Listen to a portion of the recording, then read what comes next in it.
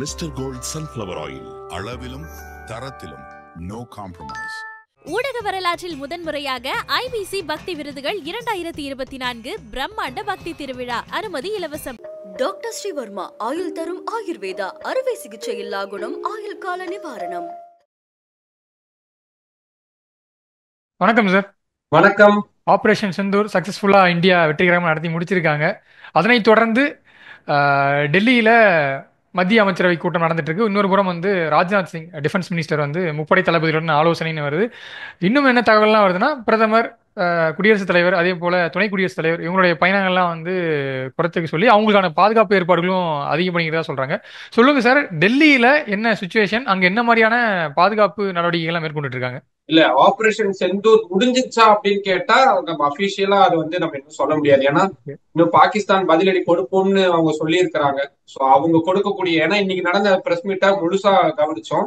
அதுல அவங்க சொல்லியிருக்காங்க, இனிமேல் பாகிஸ்தான் இந்த நடவடிக்கைக்கு பதில் நடவடிக்கை ஏதாவது எடுக்கிறாங்கன்னா அது சிச்சுவேஷனை இன்னும் எஸ்கலேட் தான் பண்ணும் அப்படின்றத இந்திய பாதுகாப்பு படை சார்பா ரொம்ப அதிகாரப்பூர்வமாவே அறிவிச்சிருக்காங்க. சோ அதனால இந்த ஆபரேஷன் செந்தூர் அப்படின்றது வெறும் இதோட முடியாது. ஒருவேளை பாகிஸ்தான் மீண்டும் அவங்களுடைய அதே மாதிரியான பழைய டாக்டிக்ஸ பயன்படுத்துறாங்க அப்படின்னும் பொழுது இது தொடரும் அப்படின்றத புரிஞ்சுக்கலாம். அது மட்டும் இல்லாம இந்திய எல்லை பகுதிகளில் தொடர்ச்சியான தாக்குதல், அதுவும் குடியிருப்பு பகுதிகளில் இந்த தாக்குதல் அப்படின்றது நடந்துகிட்டு இருக்கிறதா ரிப்போர்ட்ஸ் எல்லாம் வந்துட்டு இருக்கு. இது வரைக்கும் 3 பேர் வரைக்கும் உயிரிழந்திருக்கிறதாகவும் சொல்லப்பட்டிருக்குது. LOCயில் இருக்கக்கூடிய அந்த எல்லையை ஒட்டி இருக்கக்கூடிய மக்களை உடனடியா பாதுகாப்பான இடங்களுக்கு கொண்டு போங்க அப்படின்ற ஒரு உத்தரவு டெல்லியில இருந்தும் பிறப்பிக்கப்பட்டிருக்கு. ரஜோரி மாதிரியான இடங்கள் இங்கெல்லாம் பாத்தீங்கன்னா கம்யூனிட்டி பங்கர்னு சொல்லுவாங்க. அதாவது பொதுமக்கள், நம்ம எப்படி கம்யூனிட்டி ஹால்ல நம்ம ஊர்ல இருக்கும்ல, அந்த மாதிரி நிலத்துக்கு அடியில ஒரு பெரிய பெரிய பங்கர்ஸ் கட்டி வச்சிருப்பாங்க. ரொம்ப ஒரு மாதிரி பேட் சிச்சுவேஷன் ஆகுது அப்படின்னா பொதுமக்கள் எல்லாரையும் கொண்டு போய் அங்க தங்க வைப்பாங்க. அவங்களுக்கு தேவையான உணவு இது எல்லாமே அங்க ஏற்பாடு செய்யப்பட்டிருக்கும். ஸோ அந்த மாதிரியான வேலைகள், மிக முக்கியமா பாராமிலிட்டரி போர்ஸ்ல இருக்கக்கூடிய அத்தனை பேருக்கான விடுமுறை அப்படின்றதும் ரத்து செய்யப்பட்டிருக்குது. மிலிட்டரி ஆபீசர்ஸ் அடுத்தடுத்த எக்ஸாம்ஸ்க்கெல்லாம் ரெடி ஆவாங்க. கர்னலா போறதுக்கோ இல்ல மற்ற விஷயங்களுக்கான எக்ஸாம்ஸ் எல்லாம் அவங்களுக்கு இருக்கும். நிறைய பேர் ஹாலிடேஸ் இருக்கும், கல்யாணம் ஆகிறதுக்காக அவங்க விடுமுறை வாங்கிப்பாங்க. இப்படி எது சொல்லி இருந்தாலும் அவங்க எல்லாருக்கான விடுமுறை அப்படின்றது ரத்து செய்யப்படுது. இன்னும் ஆர்மிக்கான அந்த எக்ஸாம்ஸ் பத்தி கேன்சலேஷன் அப்படின்ற அனௌன்ஸ்மெண்ட் வரல. பட் அதுவே எக்ஸ்பெக்ட் பண்றோம். இன்னும் ஒரு 2-3 தினங்கள்ல வரும் அப்படின்னு எதிர்பார்க்கப்படுது. ஸோ அதெல்லாம் ரொம்ப கிரிட்டிக்கல் சிச்சுவேஷன்ல தான் அந்த மாதிரி எக்ஸாம் கேன்சலேஷன், ஆர்மிக்கான இல்லாட்டி ஒரு ஏர்போர்ட்ஸ்க்கான எக்ஸாம் கேன்சலேஷன்லாம் ரொம்ப எக்ஸ்ட்ரீம் சிச்சுவேஷன் தான். ஆனா அதுக்கும் தயாரா இருக்கிறாங்க அப்படின்றதுனால ஒட்டு மொத்தமா ரொம்ப விழிப்புடன் இருக்கிறாங்க. இப்ப நம்ம இந்த இன்டர்வியூ ஸ்டார்ட் பண்றதுக்கு ஒரு சில நிமிடங்களுக்கு முன்னாடி வந்த தகவல், 3 நாடுகளுக்கு பிரதமர் நரேந்திர மோடி விசிட் பண்றதா இருந்துச்சு வர வாரம். நெதர்லாந்து, குரோஷியா, அந்த மாதிரி 3 நாடுகளுக்கு. அந்த 3 நாடு பயணத்தையும், யூரோப்பிய நாடு பயணத்தையும் அவர் கேன்சல் பண்ணியிருக்கிறாரு. உள்நாட்டிலேயே கூட பிரதமரோ குடியரசுத் தலைவரோ துணை குடியரசுத் தலைவரோ அவங்களுடைய பயணங்களை கூடுமான அளவுக்கு தவிர்க்கணும் அப்படின்ற ஒரு ரிப்போர்ட்ஸ் அப்படின்றது கொடுத்திருக்கிறாங்க. அவங்களுக்கான பாதுகாப்பு அதிகரிக்கப்படும்.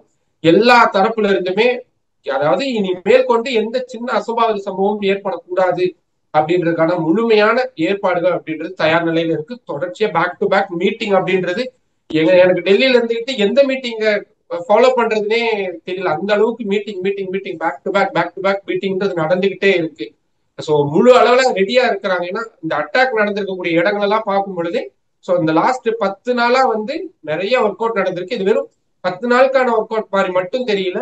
கிட்டத்தட்ட 20-25 ஆண்டுகளா எதெல்லாம் டார்கெட்ஸா வச்சிருந்தாங்களோ அது எல்லாமே தான் இன்னைக்கு அட்டாக்ல வந்திருக்கு.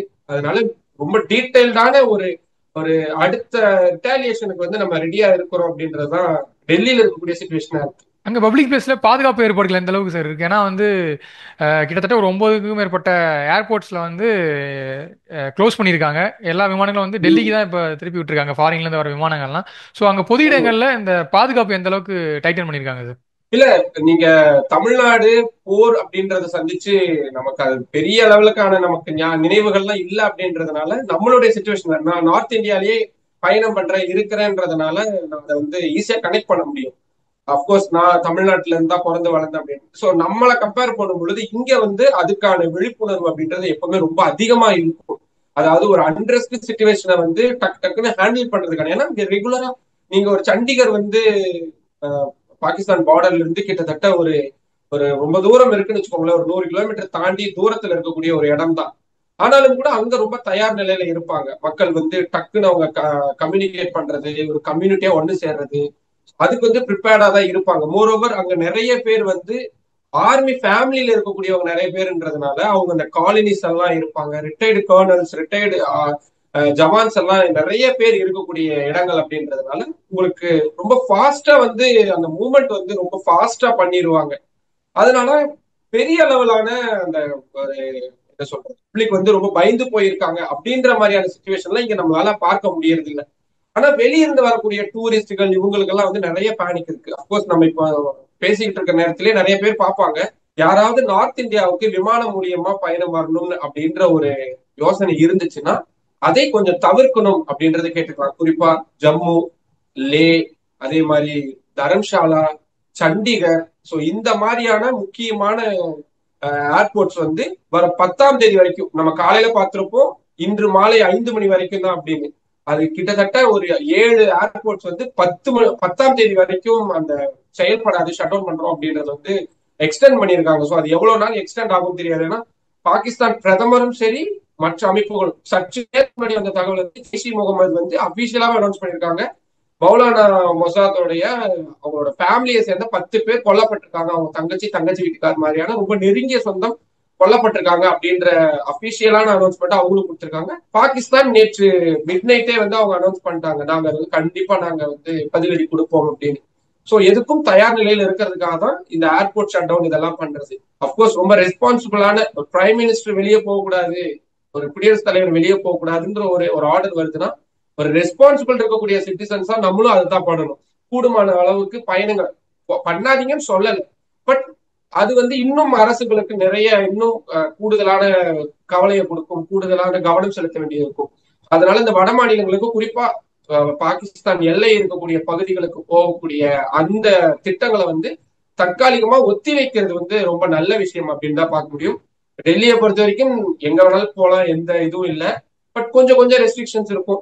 வாகனங்களை வந்து கொஞ்சம் சோதனை பண்றது அந்த மாதிரிலாம் இருக்குதே தவிர ரொம்ப பெரிய கோவிட் டைம்ல இருந்த மாதிரியான அப்படியான ஒரு அண்டர் சிச்சுவேஷன்லாம் இல்லை, ஒரு மாதிரி நார்மலா இருக்கு. பட் ஆனா அந்த சிச்சுவேஷன் ஒருவேளை மோசமா மாறும் பட்சத்துல அது நமக்கு தேவையில்லாத பிரச்சனைகள் ஏற்படுத்தக்கூடாதுன்றதுக்காக அந்த பயணங்களை தவிர்க்கலாம்.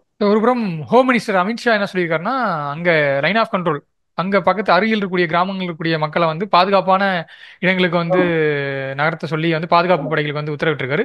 அதே சமயம் பஞ்சாப் அந்த எல்லைப்புற கிராமங்கள்ல இருந்து மக்களே வந்து தன்னெழுச்சியா வந்து இப்போ அந்த அந்த சைடில் இருக்க மக்கள் வந்து வெளியேறதா வந்து ஒரு தகவல் வருது. அது எந்த அளவுக்கு உறுதிப்படுத்தப்பட்ட தகவல் சார்? இல்ல என்னன்னா அதான் நான் ஏற்கனவே சொன்ன மாதிரி அவங்களுக்கு வந்து இது பழக்கப்பட்ட விஷயம். அந்த எல்லை தாண்டிய தாக்குதல் அப்படின்றதோ இல்ல பாகிஸ்தான் ராணுவம் இந்திய நிலைகள் மீது தாக்குதல் நடத்துறதோ இதெல்லாம் வந்து அவங்களுக்கு ரொம்ப பழகி போன விஷயம். ஏன்னா அவ்வளவு ஒரு அண்ட்ரஸ்ட் சிச்சுவேஷன் இருக்கக்கூடிய இடத்துல கூட விவசாயம் பண்ணுவாங்க, அவங்க கால்நடைகளை மேய்க்கிறது, அவங்களுடைய அன்றாட வேலைகள் எல்லாம் பண்ணிட்டு தான் இருப்பாங்க, அவங்களுக்கு தெரியும் எந்த நேரத்துல. ஆனா என்ன நிலைமை மோசமாயிருச்சுன்னா, என்ன 2 நாடுகளுக்கு இடையில இந்த மாதிரியான பிரச்சனைகள் இருந்தாலும் பொதுமக்கள் சிவிலியன்ஸை தாக்குறத வந்து பண்ணவே மாட்டாங்க. இன்னைக்கு நம்ம பண்ணி இருக்கக்கூடிய இந்த ஆபரேஷன்ஸ் இந்த சந்தூர்ல கூட பாகிஸ்தான் மீதான அந்த தீவிரவாத முகாம்களை சரியா குறி வச்சுதான் வந்து நடத்தி இருக்கிறாங்களே தவிர பாகிஸ்தான் ராணுவத்தை அட்டாக் பண்ணக்கூடிய விஷயமும் நடக்கல. பொதுமக்கள் ஏன்னா அதனாலதான் கொலாட்ரல் டேமேஜை தடுக்கிறதுக்காக அப்படின்ற வார்த்தையை ரொம்ப தெளிவா பயன்படுத்தி இருக்கிறாங்க. ஆனா பாகிஸ்தான் ராணுவம் என்ன பண்றாங்க, இந்திய நிலைகள் மீது குறிப்பா இந்தியாவுடைய கிராமங்கள் இடங்கள்ல யூஎனுக்கு சொந்தமான இடங்கள்ல எல்லாம் கூட அவங்க அட்டாக் நடத்தி இருக்கிறதா காலையில இருந்து தகவல்களா வந்துகிட்டு இருக்கு. சோ அவங்க வந்து அந்த எல்லை மீறி போறாங்க அப்படின்னு பட்சத்துல பாதுகாக்க வேண்டியது ரொம்பவும் அவசியம். அதனாலதான் அந்த எல்லை பகுதிகள்ல இருந்து மக்கள் வந்து பாதுகாப்பான இடங்களுக்கு போய்கிட்டு இருக்காங்க. அதே மாதிரி இன்னைக்கு அந்த சிந்தூர் ஆபரேஷன்ஸ்க்கு அப்புறம் கொடுத்த பிரஸ் மீட்ல வந்து 2 பெண் வீர அதிகாரிகள் தான் வந்து நீங்க அந்த பிரஸ் மீட்டை வந்து கண்டக்ட் பண்ணியிருக்காங்க. ஒருத்தங்க வந்து கர்னல் ஷோஃபியான்னு ஒருத்தங்க, இன்னொருத்தங்க வந்து விங் கமாண்டர். ஸோ 2 பேருமே வந்து பெண் லேடி ஆபீசர்ஸ். ஸோ அதன் பின்னணி என்ன சார்? இல்ல என்னன்னா இந்த ஆபரேஷன் வந்து வெறும் ஆர்மி மட்டும் நடத்தக்கூடிய ஆபரேஷனா இல்ல, முப்படைகளும் சேர்ந்து. ஏன்னா சரியா அதே நேரத்துல நம்மளுடைய நேவியும் உங்களுடைய பார்டர் ஏரியாஸ்ல சரியான நேரத்துல இருந்திருக்கிறாங்க. அப்கோர்ஸ் பயன்படுத்தினது வந்து ஏர்போர்ஸோடைய விமானங்களை பயன்படுத்தியிருக்காங்க, ட்ரோன்ஸ் பயன்படுத்தப்பட்டிருக்கு, அன்மேன்டு ட்ரோன்ஸ் பயன்படுத்தப்பட்டிருக்கு, நவீன ரக எந்திரங்கள் எல்லாம் பயன்படுத்தப்பட்டிருக்கு. ரேடார்ல சிக்குதுன்னா அது அந்த இடத்துலயே டெஸ்ட்ராய் ஆகிற மாதிரியான எக்யூப்மெண்ட்ஸ் எல்லாமே நம்ம பயன்படுத்தி இருக்கிறோம். கொஞ்ச நேரத்துக்கு முன்னாடி பிரைம் மினிஸ்டர் மோடி வந்து நாட்டு மக்களுக்கு பேசும் பொழுது நம்மளுடைய சேட்டலைட் வளங்கள், நம்மளுடைய அறிவியல் சார்ந்த வளங்களை வந்து நம்ம எப்பவுமே நமக்காக பயன்படுத்தினது இல்ல, ஹியூமனிட்டிக்காக தான் பயன்படுத்திருக்கிறோம். பட் தேவைப்படும் பொழுது அதையும் பயன்படுத்த வேண்டி இருக்கு அப்படின்ற மாதிரியான வார்த்தைகளை வந்து அவர் சுட்டி காட்டியிருக்காரு. ஸோ இது ஒரு வெல் பிளான்டு. நீங்க கேட்டது மாதிரி இது என்னன்னா, you have to send some strong message to the culprits. ஏன்னா இதை குறி வச்சு பெண்களுக்கு முன்னாடி அவங்களுடைய கணவன்களையோ அவங்களுடைய மகன்களையோ கொல்லும் அப்படின்ற அந்த ஒரு மோசமான மிருகத்தனமான புத்தி, அந்த கோர புத்தி அப்படின்றது வந்து பெண்களை வந்து ஒரு மாதிரி அவங்களுடைய மன வலிமையை வந்து சீர்குலைக்கணும் அப்படின்றக்கான விஷயங்கள் தான். நீங்க உடனே என்ன ஆகும், ராணுவத்துக்கு போகக்கூடிய ராணுவ வீரர்களுடைய குடும்பத்தார் என்ன மாதிரியான பெண்கள் என்ன மாதிரியான மனநிலையை சந்திப்பாங்க. ஸோ இது ஒரு மென்டலி வந்து டிஸ்டர்ப் பண்ணக்கூடிய ஒரு தப்பான ஒரு சிக்னல் அனுப்பக்கூடிய விஷயம். பட் அதுக்கு சரியான ஒரு பதில் இருக்கும் அப்படின்னா, ஒரு நேர்மறையான பதில் இருக்கும் அப்படின்னா, எங்க கிட்ட இருக்கக்கூடிய பெண் ஆபீசர்ஸ், பெண் அதிகாரிகள் வந்து இப்படியான ஒரு விஷயங்களை கண்டக்ட் பண்றாங்க, எவ்வளவு பெரிய மெசேஜா அது போய் சேரும். இது கொடுக்கக்கூடிய பின்னாடி பொலிட்டிக்கல் இருக்கா, அதெல்லாம் நம்ம போக வேணாம். பட் அவங்க ஒரு மெசேஜ், தீவிரவாதிகள் ஒரு மெசேஜ் சொல்லணும்னு விரும்புறாங்க. இன்னைக்கு அந்த பிரஸ் மீட்லயே 2 விஷயம் அடிபட்டு போச்சு. ஒண்ணு, பெண்களுடைய மன வலிமையை குறைக்கணும் அப்படின்றதுக்காக டார்கெட் பண்ணி பண்ணாங்க. அதை இந்த 2 பெண் அதிகாரிகளை வச்சு பிரஸ் மீட்ல வச்சு நம்மளுடைய பாதுகாப்பு படை அதுக்கான பதில கொடுத்துட்டாங்க. இன்னொரு மிக முக்கியமான விஷயம், இந்துக்களை டார்கெட் பண்ணி கொண்டாங்க அப்படின்றதுதான் வெளிப்படையான உண்மை. அதை அவங்களும் ஒத்துக்கிட்டாங்க, எல்லாருமே நம்ம அக்செப்ட் பண்ணிட்டு இருந்தோம். ஏன்னா அது இந்தியாவுல கம்யூனல் கிளாஷ உருவாக்கணும் அப்படின்னு. இன்னைக்கு பிரஸ் மீட்ல பேசின வெளியுறவுத்துறை செயலாளர் மிஸ்ட்ரி அவர்கள் அதை சுட்டி காட்டி, இந்தியாவுல கம்யூனல் வயலன்ஸை கொண்டு வரணுன்றதுக்கான டார்கெட் தான் அவங்க இந்த அட்டாக் அப்படின்றது. அதை வந்து நம்ம ரொம்ப தெளிவா முறியடிச்சிருக்கிறோம். விச் மீன்ஸ் இந்தியன் பப்ளிக் வந்து அதுக்கான ரியாக்ஷன்ஸ், சரியான ரியாக்ஷன்ஸ். சப்போஸ் நல்லது நிறைய பேர் இருக்காங்கன்னா, கெட்டது ஒரு சில பேர் இருப்பாங்க. சோசியல் மீடியால 2 சமூகத்துக்கு இடையில, 2 பிரிவினருக்கு இடையில கடுமையா விமர்சிச்சுக்கக்கூடிய மோசமானவங்களும் இருக்கிறாங்க. பட் ஆனா பெரும்பாலானவங்க வந்து கொண்டவங்க இந்தியர்களாதான் பார்த்திருக்கிறாங்க.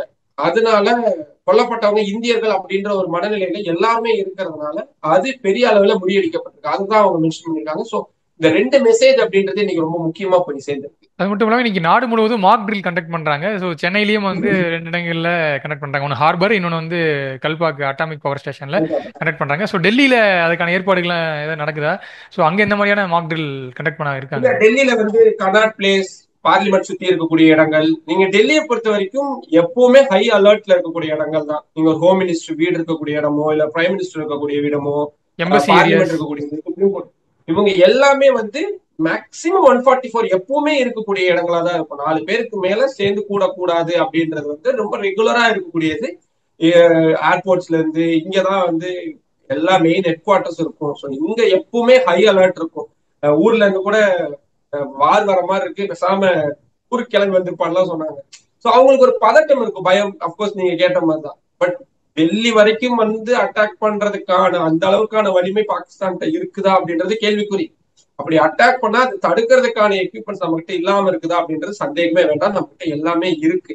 இன்னைக்கு பாகிஸ்தானுக்குள்ள கிட்டத்தட்ட 100 கிலோமீட்டர் 150 கிலோமீட்டர் வரைக்கும் நம்ம உள்ள போய் அவங்க அட்டாக் பண்ணி வந்திருக்கிறோம். ஆனா அது அவங்களால ஐடென்டிஃபை பண்ணவே முடியாத அளவுக்கு தான் அவங்களுடைய எக்யூப்மெண்ட்ஸ் அப்படின்றது. But we are well equipped அப்படின்றதுல வந்து மாற்று கருத்தே இல்லை. அதுவும் பாகிஸ்தானுக்கு பதிலடி கொடுக்கறதுக்கான விஷயம். சோ இங்க அதெல்லாம் நம்ம அவ்வளவு டீட்டெயிலெல்லாம் போவேலாம். டெல்லியை பொறுத்த வரைக்கும் ஹைலி செக்யூர்டான இடமா இருக்கு.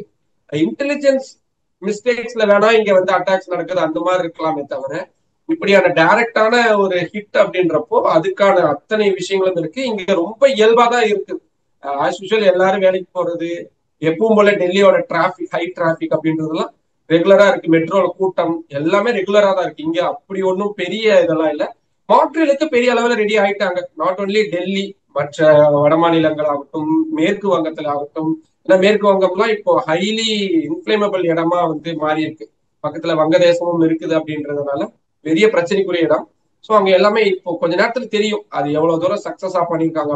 நம்ம வந்து தயாரா இருக்கிறக்காக தான் அதை கண்டக்ட் பண்றது. ஏன்னா 40 வருஷம் கழிச்சுதான் அந்த சைரனே ஒழிக்க போகுதுன்னா அது மெக்கானிசமா அது ஒர்க் ஆகுதா அப்படின்றதுல எவ்வளவு விஷயங்கள் இருக்கு. ஸோ அதுக்கு எல்லாத்துக்கும் தான் இந்த மாக் ட்ரில்.